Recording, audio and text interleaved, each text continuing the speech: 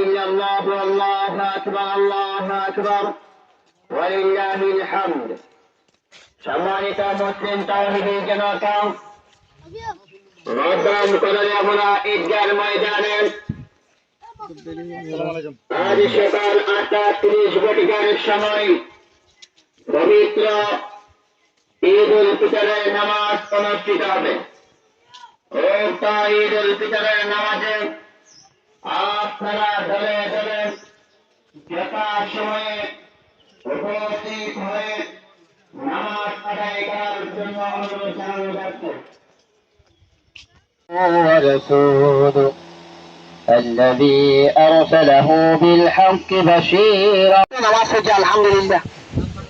এই নামাজ আমার শেষ মুহূর্তে পর্যন্ত দলিয়াকে হলে চেষ্টা করলাম শিক্ষারে গ্রহণ করি ফাঁসক্ত নামাজ আরম্ভ করি।